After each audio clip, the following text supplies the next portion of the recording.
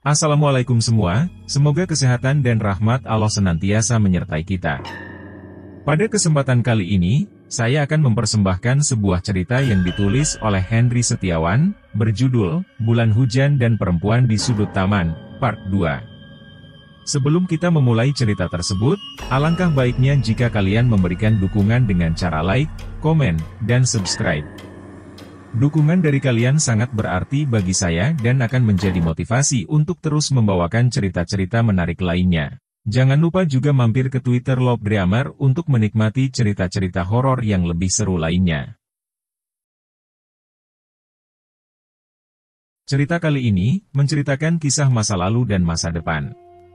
Jadi cerita sering berpindah-pindah. Harap jangan di-skip videonya, supaya dapat jelas memahami alur ceritanya. Dan untuk yang belum menonton video part sebelumnya, link video sudah Mimin taruh di deskripsi. Oke, tanpa berlama-lama lagi, mari kita mulai ceritanya. Wingi pas umbah-umbah ningkali ora sengaja aku weruh gegere Sundari. Kemarin sewaktu sedang mencuci baju di sungai tidak sengaja aku lihat punggungnya Sundari, ucap Marsinah di sela kegiatan sekelompok perempuan di pinggir sungai. Terus kenapa gegere Sundari? Terus kenapa punggungnya Sundari? Sahut Surti. Koyo ono titik ireng, nanging samar, wong aku mengweruh sekilas, seperti ada titik hitam, tapi samar. Orang aku cuma lihat sekilas, jawab Marsinah. Halah paling mung regetan nempel kui. Ieso suekan godong utawa regetan liane, halah paling cuma kotoran nempel kui. Bisa sobekan daun kering atau kotoran lainnya, ucap Sumarni. Tapi opo kowe ora eling Sundari kui piye? Awit cilikane wis disenengi demit. Aku wis tau krungu embok Suli pernah weruh cilikane Sundari pas diadu sining gegere ono tanda titik ireng kui. Tapi apa kalian tidak ingat Sundari itu bagaimana? Sejak masih kecil sudah disukai demit. Aku sudah pernah dengar embok Suli pernah lihat bayinya Sundari ketika dimandikan di punggungnya ada tanda titik hitam itu. Marsinah masih berusaha meyakinkan. Opo meneh ning omahe saben wengi sering ono demit ngetok. Apalagi di rumahnya setiap malam sering ada demit muncul, sambungnya. Beberapa perempuan lainnya manggut-manggut mulai percaya ucapan Marsinah tersebut, sedangkan yang lainnya tidak peduli. Mereka masih asyik dengan kegiatannya mencuci baju. Wis ojo mikir sing ora-ora. Sundari kui bocahe apik, sopan, sumeh. Ora ijir nulung lian, senajan duwe kiyo podo kesusahan, sudah jangan mikir yang tidak-tidak. Sundari itu anaknya baik, sopan, ramah. Tidak sungkan menolong orang lain, meskipun dia sendiri juga kesusahan. Kali ini Embok Tini, yang terlihat paling tua di antara mereka mencoba menengahi. Tapi Embok, akhir-akhir iki desane dewek iki soyo kerep diganggu demit. Opo meneh winginane Mas Damar putrane Ki Dalang Wongso ilang ning alas kidul telung dino. Ieso mulih nanging pikirane koyo bingung. Semono uga Wiryo lan Darno sing ilang bareng Mas Damar, tapi Embok. Akhir-akhir ini desa kita semakin sering diganggu demit. Apalagi tempo hari Mas Damar anaknya Ki Dalang Wongso hilang di alas kidul 3 hari. Bisa kembali pulang tapi pikirannya linglung. Begitu juga dengan Wiryo dan Darno yang hilang bersama Mas Damar. Marsinah masih terus bergunjing. Opo koyo ngono kui mergo Sundari? Apa seperti itu disebabkan Sundari? Sahut Embok Tini. Embok, sampean mestine ngerti opo kui toh jiwokan. Embok, sampean pasti mengerti apa itu toh jiwokan. Marsinah meletakkan baju yang dikuceknya lalu menghadap ke arah Embok Tini. Embok Tini seketika memandang wajah Marsinah usai mendengar kalimatnya yang terakhir. Begitu juga beberapa perempuan lainnya yang sedari tadi hanya menyimak obrolan mereka. Hati-hati karo latimu Marsinah. Ojo sembarangan ngucap yen durung ngerti tenan. Toh jiwo iku kutukan sing ora baen-baen bahayane. Selama iki cerita toh jiwo mung sekedar cerita sing durung pernah kedaden. Ojo nganti mung mergo ucapanmu gawe gegerane warga lan ngerugike wong sing ora salah. Hati-hati dengan lidahmu Marsinah. Jangan sembarangan berucap jika belum tahu betul. Toh jiwo itu kutukan yang tidak terkira bahayanya. Selama ini cerita toh jiwo hanya sekedar cerita yang belum pernah terjadi. Jangan sampai hanya karena ucapanmu membuat ributnya warga dan merugikan orang yang tidak bersalah, ucap Embok Tini dengan nada sangat serius dan tatapan tajam ke arah Marsinah. Pokoknya arep tak selidiki dewe Embok. Aku kudu ngerti Dewe Sundari pancen duwe tanda kui utawa ora? Pokoknya akan kuselidiki sendiri embok. Aku harus tahu sendiri Sundari memang punya tanda itu atau tidak. Tegas Marsina dengan tatapannya yang tak kalah tajam. Embok Tini hanya bisa menghela nafas lalu berucap, "Sak karepmu, terserah kamu." Menjelang siang, sekelompok perempuan desa itu pun beranjak meninggalkan sungai untuk kembali ke rumah mereka masing-masing. Beberapa hari berlalu begitu saja. Kasak kusuk warga mengenai Sundari kini semakin santer terdengar. Meski belum mendapatkan bukti secara jelas, namun mulut pedas Marsinah yang suka bergunjing tak pernah berhenti mempengaruhi warga mengenai Sundari yang diduga memiliki tanda iblis di tubuhnya. Warga yang sebelumnya tidak percaya ataupun tidak peduli kini mulai berpikir sebaliknya. Sebab apa yang dikatakan Marsinah begitu meyakinkan. Apalagi mereka pun tahu sejak kecil Sundari memang diketahui sering sekali bersinggungan dengan bangsa lelembut. Di sisi lain, Damar yang sebelumnya sempat linglung akibat kejadian tersesat di Alas Kidul dan mendapatkan teror dari penghuninya kini berangsur pulih. Bahkan dia mulai mempersiapkan diri untuk segera berangkat ke kota raja kerajaan untuk mengabdi menjadi prajurit. Hal itu terpaksa dilakukannya karena permintaan ayahnya. Kerajaan yang menguasai wilayah ini saat ini sedang berperang. Paduka Raja memberikan titah kepada desa-desa di wilayahnya untuk mengirimkan pemudanya untuk menjadi prajurit dan berjuang di medan perang. Damar sebetulnya merasa keberatan karena dia tidak berminat menjadi prajurit. Selain itu dia juga merasa keberatan meninggalkan Sundari. Namun karena desakan dari ayahnya akhirnya dia pun tak bisa berbuat apa-apa selain menurut. "Mas Damar kapan akan berangkat?" tanya Sundari seusai berlatih menari. "Mungkin 2 atau 3 hari lagi Endari," jawabnya dengan nada lesu. "Aku yakin Mas Damar pasti sangat gagah jika sudah menjadi prajurit nanti," ucap Sundari sembari tersenyum. Damar lalu menoleh kepada Sundari dan ikut tersenyum. "Tapi aku tidak menginginkannya Endari. Aku ingin tetap di sini." "Bukankah dulu cita-cita Mas Damar ingin menjadi prajurit, bahkan menjadi panglima?" "Itu dulu, sebelum perasaanku begitu kuat tertancap di sini. Di desa ini, di hatimu Endari." Sundari seketika tertunduk mendengar kalimat yang terucap dari mulut Damar. "Maafkan aku Mas Damar. Tapi aku tidak bisa." "Mas Damar tahukan alasanku?" ucap Sundari dengan nada bergetar. "Aku tidak peduli Endari. Aku akan mencari cara menyelamatkanmu dari kutukan itu, lalu menikahimu." Damar kini tak lagi menahan perasaannya, membuat Sundari semakin bersedih. "Tidak perlu Mas Damar. Aku tidak mau kamu menjadi korban atas takdir burukku ini. Biarkan aku menjalani apa yang harus kujalani tanpa membuat orang lain menjadi celaka." Sundari tak mampu lagi menahan tangisnya. "Tidak ada takdir yang buruk di dunia ini Endari. Setiap orang berhak atas hidupnya sendiri. Jika kita tidak bisa meraih kebahagiaan kita dengan usaha kita sendiri, maka kita membutuhkan orang lain untuk mewujudkannya. Dan aku ada di sini untuk memberikan kebahagiaan itu padamu," ucap Damar sambil memegang kedua pundak Sundari. "Tunggu aku di sini, jangan pernah pergi dari desa ini. Aku berjanji akan tetap hidup dan kembali padamu untuk membebaskanmu dari kutukan itu," lanjutnya. Sundari hanya bisa menunduk mendengar ucapan Damar. Tubuhnya bergetar hebat menahan batinnya yang bergemuruh. Seketika tangisnya pecah tak mampu lagi menahan perasaannya. Antara bahagia, sedih, takut dan haru bercampur menjadi satu. "Berjanjilah kau akan kembali Mas Damar," ucap Sundari ketika sudah sedikit tenang. Damar lalu kembali menatap Sundari dan tersenyum. "Pegang janjiku, aku pasti kembali." Kali ini Damar memberanikan diri menggenggam tangan Sundari. Sesuatu yang belum pernah dilakukannya. Sundari sedikit tersentak, namun tidak menolak perlakuan Damar. Angin dingin sedikit berhembus membelai tengkuk Sundari. Lalu sebuah suara terdengar berbisik di telinga Sundari. "Wis wancine enduk. Ojo wani-wani ngelawan garise pinesti. Yen ora pengen agawe patining bocah lanang iki, sudah waktunya enduk. Jangan berani melawan garis takdir. Jika tidak ingin pemuda ini mati." Seketika Sundari tersentak dan langsung menepis genggaman tangan Damar. "Ada apa Endari?" Damar pun ikut terkejut dengan sikap Sundari. "Tidak Mas.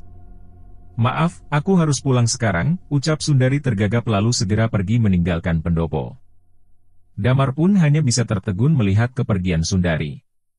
Getih anget katresnan lelembut. Sukmo wangi penganten Gusti Baginda Prabu Rogo elok kunjoroning jiwo. Ora ono menungso kang bisa nyanding. Kejobo iro kang gadah manunggaling pusoko kembang maya. Sepanjang perjalanan pulang, Sundari terus-menerus mendengar sayup seseorang mengucapkan bait kalimat mirip mantera itu. Perasaan Sundari semakin tidak menentu. Dia mempercepat langkahnya supaya bisa segera sampai di rumahnya. Suara itu masih terus terdengar olehnya. Sundari semakin panik hingga menutup kedua telinganya menggunakan tangan. Langkahnya kini semakin cepat, lebih tepatnya berlari, dia berharap suara itu segera hilang ditinggalkannya. Namun harapannya tak juga menjadi nyata. Meski sudah berusaha berlari sambil menutup telinga, namun suara itu masih tetap didengarnya. Seolah mengikuti setiap ayunan langkahnya. Marsinah yang tidak sengaja melihat tingkah Sundari itu pun terheran-heran. Dia semakin curiga dengan keanehan yang ada pada diri Sundari.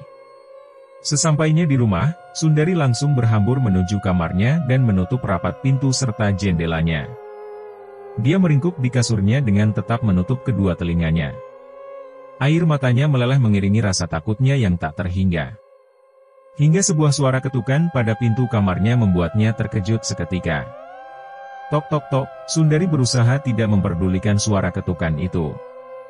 Dia tetap meringkuk ketakutan karena mengira itu ketukan dari bangsa lelembut yang akan mengganggunya.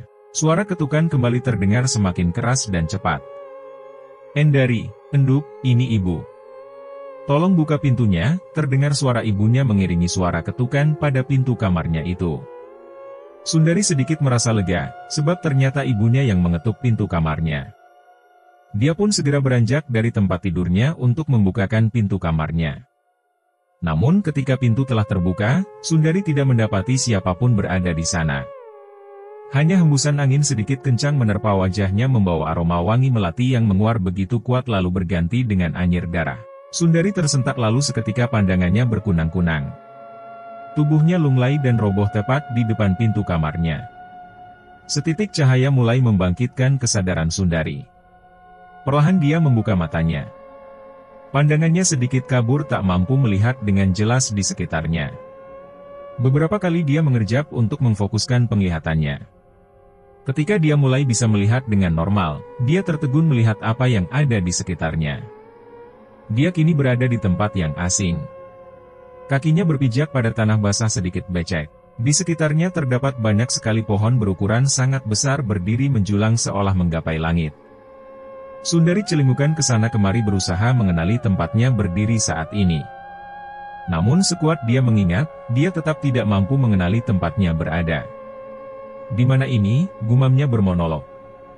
Bagaimana aku bisa sampai di sini? Kebingungan semakin melanda batinnya. Ibu! Teriaknya memanggil ibunya. Namun hanya hembusan angin dingin yang memberinya jawaban. Sebuah hembusan yang tidak biasa, seolah membawa hawa mencekam di dalamnya. Seketika bulu kuduknya meremang hebat, gemerisik dedaunan mulai mengusik pendengarannya. Seolah disibak oleh seseorang di kejauhan sana, tak ada suara binatang apapun di sini. Tempat ini sunyi, sangat sunyi, bahkan terlalu sunyi. Aku harus pergi dari sini, ucapnya dalam hati. Meski tak tahu arah mana yang harus diambil, Sundari tetap bergerak mengikuti nalurinya. Dia merasa harus segera pergi karena merasakan ada bahaya yang mengincarnya di tempat ini. Entah sudah berapa lama dia berjalan, Sundari belum juga menemukan jalan keluar dari hutan lebat yang mengurungnya. Bahkan petunjuk adanya jalan atau orang lain pun tidak didapatkannya. Sekujur tubuhnya sudah merasakan keletihan yang luar biasa. Sundari kini jatuh bersimpuh karena merasa sudah tidak kuat lagi berjalan. Seliramu sampun ditunggu Gusti Prabu Enduk, dirimu sudah ditunggu Gusti Prabu Enduk. Tiba-tiba Sundari mendengar suara perempuan tua di telinganya. Suara itu pelan namun terasa begitu dekat seolah persis berada di samping telinganya. Seketika dia tersentak lalu menoleh ke arah suara tadi. Namun dia tak menemukan siapapun di sekitarnya. Rasa takut yang tak terhingga kembali menjalarinya. Sundari kembali beranjak melupakan rasa letihnya. Rasa takutnya nampaknya memberikan sentakan energi yang cukup besar untuk kembali bergerak mencari tempat yang aman. Sundari berlari tak tentu arah, dia tak tahu kemana tujuan yang harus ditempuhnya. Yang dia tahu dia harus segera meninggalkan tempat ini sejauh mungkin. Mboten usah melayu. Seliramu mboten saget medal saking panggonan iki, tidak perlu lari. Dirimu tidak akan bisa keluar dari tempat ini. Suara perempuan tua itu kembali terdengar ketika Sundari masih terus berlari berusaha lepas dari teror menakutkan ini. Sundari semakin panik dibuatnya. Namun dia tak menghentikan usahanya untuk terus berlari meninggalkan tempat menakutkan ini. Hingga langkah kakinya membawanya sampai di sebuah tempat luas terbuka namun tandus. Sundari menghentikan langkahnya. Nafasnya memburu tidak beraturan. Peluhnya bercucuran membasahi seluruh tubuhnya. Dalam kondisinya yang serba kacau, tiba-tiba Sundari merasakan hembusan angin pelan menerpa tubuhnya. Perlahan hembusan angin itu semakin kencang hingga tak lama berubah menjadi angin ribut membawa debu tebal yang menyesakkan nafas dan mengganggu penglihatan. Dalam segala keterbatasan, Sundari berusaha melihat apa yang ada di depannya. Dalam pekatnya debu yang terbawa angin kencang ini terlihat setitik cahaya merah di kejauhan. Perlahan setitik cahaya merah itu membesar dan terus membesar hingga seukuran depa orang dewasa. Cahaya itu bergerak pelan ke kanan dan kiri, lalu ke atas dan kembali ke bawah dan lalu berhenti. Gumpalan debu yang bergulung-gulung lalu mengelilingi bola cahaya itu. Debu itu terus bergulung-gulung lalu membentuk tubuh makhluk besar, sebesar 3 kali ukuran orang dewasa. Seiring dengan terbentuknya sosok itu, perlahan bola cahaya tadi meredup hingga benar-benar padam seolah tertelan tubuh sosok yang baru terbentuk dari gumpalan debu tadi. Sundari berusaha berbalik arah meninggalkan fenomena menakutkan di hadapannya. Namun tubuhnya seolah kaku tak bisa digerakkan. Bahkan matanya pun tak mampu berkedip hingga terasa perih akibat banyaknya debu yang memasuki indera penglihatannya. Sundari seolah dipaksa untuk terus melihat makhluk yang baru muncul di hadapannya itu. Sosok makhluk itu tidak terlihat jelas. Makhluk itu hanya terbentuk dari gumpalan debu dan kabut hitam serta masih disamarkan oleh debu yang berterbangan di bawah angin kencang. Namun siluet itu jelas memperlihatkan ukurannya yang besar dan adanya tanduk di kepalanya. Makhluk itu mengeluarkan suara seperti menggeram. Membuat Sundari tak mampu lagi menahan lelehan air matanya karena sangat ketakutan. Sundari yang masih terpaku dan dipaksa melihat kemunculan makhluk itu merasakan tubuhnya semakin lemas. Kesadarannya sedikit demi sedikit memudar, dia sudah pasrah jika harus mati di mangsa makhluk di hadapannya itu. Dalam sisa kesadarannya, Sundari melihat mulut makhluk itu terbuka lebar lalu memuntahkan sesuatu. Beberapa benda terlempar dan tergeletak di sekitar kaki Sundari. Tanpa kontrol dari pikirannya, kepala Sundari dengan sendirinya menoleh ke arah benda-benda yang dimuntahkan makhluk itu. Jasad. Ya, makhluk itu memuntahkan jasad manusia yang telah rusak dan membusuk. Perlahan bau anyir bercampur busuk menguar menusuk penciumannya. Sundari yang semakin takut disertai mual akibat melihat banyak jasad membusuk itu semakin kehilangan kesadarannya. Dan ketika ujung kesadarannya telah tiba, dia mendengar seseorang dengan suara berat dan serak mengucapkan kalimat.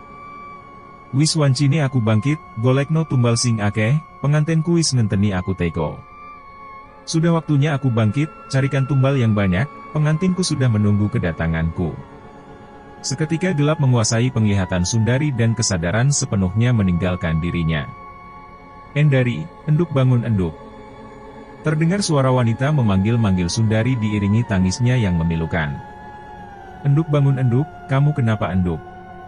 Sundari yang mulai sadar perlahan membuka kedua matanya. Dia mengerjap beberapa kali hingga sedikit demi sedikit mampu melihat dengan jelas. Ibunya. Ibu. Ucap Sundari lemas ketika menyadari dia telah terbaring di pangkuan. Kamu sudah sadar enduk? Ibu takut sekali, ucap Suprapti ketika melihat anaknya mulai sadar. Apa yang terjadi ibu? Ucap Sundari sambil berusaha bangkit. Jangan bergerak dulu enduk. Kamu tadi pingsan, Suprapti lalu meraih gelas bambu berisi air putih untuk diminumkan kepada Sundari. Minumlah dulu perlahan supaya badanmu cepat pulih, sambungnya. Usai meminum air pemberian ibunya hingga tandas, Sundari perlahan bangkit lalu duduk bersandar pada dinding kamarnya. ibu menemukanmu pingsan di pintu kamarmu, Enduk. Apa sebenarnya yang sudah terjadi?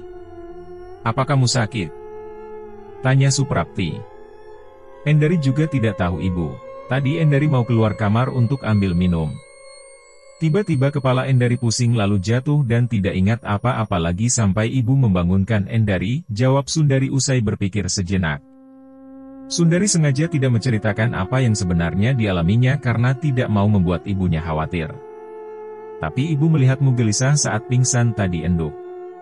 Kamu bahkan sempat meronta sampai ibu kewalahan menahan tubuhmu. Apa kamu bermimpi sesuatu? Tanya Suprapti lagi. Endari tidak mimpi apa-apa, ibu. Mungkin Endari hanya kecapean karena terlalu banyak berlatih menari. Sundari masih berusaha meyakinkan ibunya. Ya sudah, kamu istirahat saja kalau begitu, ini sudah larut malam. Panggil saja ibu kalau ada apa-apa. Ucap Suprapti lalu membimbing Sundari kembali merebah di tempat tidurnya. Sundari hanya berusaha tersenyum untuk mengiringi kepergian ibunya meninggalkan kamarnya. Dia tetap berusaha untuk tidak membuat ibunya khawatir, meski harus berbohong kepada wanita yang sangat disayanginya itu. Sepeninggal ibunya dari kamarnya, Sundari yang masih merasa sangat letih kembali berusaha tidur untuk mengistirahatkan tubuh dan jiwanya. Meski bayangan mimpi buruk yang bisa saja kembali datang tetap menghantuinya. Di ujung kesadarannya sebelum terlelap, sayup dia kembali mendengar syair yang akhir-akhir ini sering didengarnya dan membuatnya ketakutan. Nalikaning wayah lingsir wengi. Tiasing rasa katresnan mukti santika bawana sewarsa. Hametak sira kelawan hiang paduka sengkala teka kala bendu nyata. Aja wani ginulah rasa marang manungsa. Kejabar rasaning ati ketaman tineluh mering kemanjing japa mantra. Sundari sedikit tersentak, namun rasa kantuk yang tak terkira tetap memupus kesadarannya untuk membawanya ke alam mimpi yang entah kali ini datang indah atau buruk. 2 hari berlalu semenjak kejadian Sundari pingsan itu. Selama 2 hari ini pula Sundari tidak mengalami mimpi buruk. Sedikit kelegaan dirasakannya, meski dia tahu hal itu hanyalah sementara saja. Rintik hujan mulai membasahi desa di sisi alas kidul ini. Bulan hujan tahun ini kembali datang memenuhi janjinya memenuhi takdir musim. Di antara guyuran ringan rinai pagi ini Sundari berlari kecil menuju ke rumah Ki Wongso. Bukan tanpa alasan dia rela menembus hujan untuk menuju ke sana. Hari ini Damar akan berangkat menuju Kota Raja untuk memenuhi kewajibannya mengabdi di kerajaan sebagai prajurit. Sundari berniat ikut melepas kepergian Damar bersama beberapa warga lain yang anggota keluarganya juga ikut berangkat bersama Damar. Memang sudah disepakati bahwa rumah Ki Wongso dijadikan tempat berkumpul sebelum para calon prajurit itu berangkat. Alasannya selain rumah Ki Wongso memiliki halaman paling luas, dia juga dianggap sebagai sesepuh desa yang disegani oleh warga. Sesampainya di depan rumah Ki Wongso, Sundari mengibaskan rambutnya yang sedikit basah sebelum memasuki pendopo dan menemui Damar. Nampak beberapa warga sudah terlebih dahulu datang dan saling bercengkrama sebelum melepas anggota keluarga mereka yang akan berangkat menuju ke Kota Raja. Kamu mau tetap berdiri di sini atau mau menemui pria gagah ini sebelum dia benar-benar pergi dari sini, ucap seseorang dari belakang Sundari yang sukses membuatnya terkejut. Sundari yang mengenali suara itu langsung menoleh dan tersenyum manis. Pemilik suara itu tidak lain adalah Damar, pemuda tampan dan gagah yang banyak menjadi primadona gadis desa ini. Aku tadi mencarimu, Mas. Ternyata ramai sekali di sini sampai aku tidak bisa melihatmu, ucap Sundari. Ayo ke belakang saja. Biar bisa lebih enak ngobrolnya, ajak Damar. Sundari pun mengikuti langkah Damar menuju ke belakang pendopo yang terdapat bangunan yang merupakan rumah utama keluarga Ki Wongso. Sundari wis teko. Kene mlebu Enduk, Sundari sudah datang. Sini masuk Enduk, sapa seseorang ketika sampai di rumah itu. Njih Nyi Harti, matur suwun, iya Nyi Harti. Terima kasih, jawab Sundari sopan kepada orang yang menyapanya yang merupakan ibu dari Damar. Sundari pun duduk di atas tikar pandan yang telah digelar di ruang tamu rumah itu bersisian dengan Nyi Harti. Tak lama Ki Wongso pun keluar dan ikut duduk di situ. Wis lilo ngeculke Damar Enduk? Sudah ikhlas melepas Damar Enduk? Ucap Nyi Harti mengawali pembicaraan, sedangkan Ki Wongso hanya tersenyum tipis. Sundari yang mendengar kalimat itu pun kaget. Dia tidak menyangka Nyi Harti mengetahui hubungan antara Sundari dan anaknya Damar. Wis ora usah kaget, katresnan iku nugraha saking Hyang Widi, manjing ing jero ati senajan netra ora bisa pirsa, nanging kowe uga kudu siap kelangan.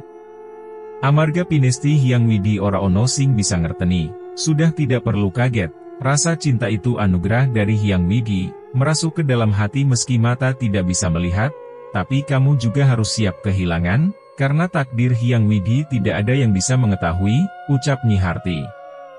Sundari hanya bisa menunduk mendengar ucapan nasihat dari Nyi Harti tersebut. Memang benar apa yang diucapkan wanita yang melahirkan Damar itu. Kita sebagai manusia tidak akan bisa menolak datangnya rasa cinta kepada seseorang. Namun kita juga harus bisa mengendalikan diri jika rasa cinta kita saat ini tidak bisa memberikan kebahagiaan seperti yang kita inginkan jika memang takdir Sang Pencipta tidak menggariskan untuk itu. Sundari benar-benar kagum wanita ini memiliki hati yang begitu tangguh hingga mampu setegar ini hendak melepas anak lelakinya untuk berjuang di medan perang tanpa jaminan akan bisa kembali dalam keadaan hidup. Kononek meh ngobrol wong loro, tak tinggal mlebu sek, ayo pak. Sana kalau mau ngobrol berdua, ibu tinggal masuk dulu, ayo pak, ucap Nyi Harti lagi lalu mengajak Ki Wongso meninggalkan Damar dan Sundari berdua supaya mereka bisa lebih leluasa mengobrol. Jangan terlalu dipikirkan ucapan ibu tadi, ucap Damar memecah keheningan. Aku sendiri bingung apa yang sedang kupikirkan saat ini mas. Aku sudah berusaha menyangkal dan mengabaikan perasaanku padamu. Tapi rasa cinta ini justru berkembang semakin besar tanpa bisa kukendalikan, ucap Sundari. Di satu sisi aku harus berhadapan dengan takdir mengerikan di hidupku yang kapanpun bisa merenggut nyawamu dan semua orang. Sedangkan di sisi lain kau harus bertaruh nyawa di medan perang nanti, sambungnya. Damar hanya bisa terdiam mendengar kalimat yang keluar dari bibir Sundari. Tapi aku merasa senang mas. Setidaknya aku sudah pernah merasakan apa itu mencintai dengan tulus. Jika nantinya kau kembali dan aku sudah tidak di sini lagi tolong relakan mas, ucap Sundari lagi. Tidak Sundari. Kau harus berjanji akan tetap di sini menungguku kembali. Aku juga berjanji akan tetap hidup untuk menemuimu lagi, ucap Damar. Sundari hanya bisa tertunduk sedih usai mendengar ucapan Damar, perlahan air matanya mengalir membasahi pipinya tanpa diiringi isak tangis. Tolong berjanjilah Sundari, ucap Damar lagi. Sundari masih tertunduk tanpa mengucapkan apapun, Damar pun terdiam beberapa saat. Kedua insan itu membiarkan pikiran mereka masing-masing melayang liar tak tentu arah. Sudah waktunya aku berangkat, aku berharap kau tetap menungguku di sini, meski kau tidak mengucapkannya. Percayalah, dengan mempercayai bahwa kau masih menungguku di sini, akan membuat semangat hidupku terus bangkit Sundari. Damar mengakhiri pembicaraan itu lalu beranjak untuk bersiap berangkat ke kota raja. Mendengar ucapan Damar yang terakhir, Sundari pun mengangkat wajahnya. Dia berusaha kuat menahan kesedihan mendalam yang dirasakannya. Aku berjanji akan menunggumu Mas Damar, ucap Sundari lirih. Damar pun hanya tersenyum mendengar ucapan Sundari tadi. Seluruh pemuda yang hendak berangkat menuju kerajaan pun telah bersiap di depan pendopo rumah Ki Wongso. Usai Ki Wongso memberikan beberapa patah kata untuk menyemangati dan melepas kepergian mereka, mereka pun segera berangkat menuju ke kota raja dengan berjalan kaki. Terdengar isak tangis dari keluarga mereka masing-masing. Meski memiliki kebanggaan, namun rasa sedih tak urung mereka rasakan juga, sebab tidak akan ada jaminan mereka bisa kembali dalam keadaan hidup. Cerita berpindah ke masa depan. Di sudut sebuah taman kota, di penghujung tahun 2004. Senja kembali merayapi langit. Menghapus jejak-jejak matahari yang seharian tadi benar-benar menyengat sekian juta kepala yang sibuk dengan pikiran-pikirannya masing-masing, baik pikiran cerdas, cerdik, bodoh, licik, aneh, dan segala macam pikiran yang dimiliki manusia. Langit semakin kelam, sebab bulan hujan mulai mendaki hari-harinya. Dan membuat suasana di taman itu menjadi semakin lengang dan suram. Taman itu memang sudah lama ditinggalkan oleh orang-orang. Mereka sudah tak pernah lagi ke sana. Mungkin karena pengelolaan dari pemerintah yang kurang bagus, hal ini terlihat dari kebersihannya yang kurang terjaga. Di sana-sini banyak tercecer rontok-rontok daun kering, kotoran binatang, Ceceran sisa alat kontrasepsi bekas dipakai oleh para muda-mudi yang dimabuk asmara tapi tak punya uang untuk menyewa kamar hotel, hingga mereka memanfaatkan taman itu yang memang gelap dan sepi. Penghuni taman itu hanyalah pepohonan yang entah sudah berapa ratus tahun usianya, terlihat dari batang-batangnya yang benar-benar besar, bagaikan tubuh raksasa yang siap menerkam siapa saja, beberapa jenis satwa seperti bajing, burung dan juga seorang perempuan berkebaya hitam dengan bawahan jarik serta selendang merah di pundaknya yang setiap malam selalu menari di taman itu. Malam semakin menyelubungi tirai langit. Malam ini benar-benar gelap dan sunyi, sebab awan bulan hujan yang sedari senja menggumpal di langit enggan untuk beranjak. Seperti malam-malam sebelumnya, perempuan itu kembali menari, meruntut jejak-jejak, dengan beriring gemerisik daun dibelai angin, juga siulan hewan-hewan malam. Dia menari sambil bersajak. Sesekali menjerit, mengerang, merintih, menangis, lalu tertawa, bercanda.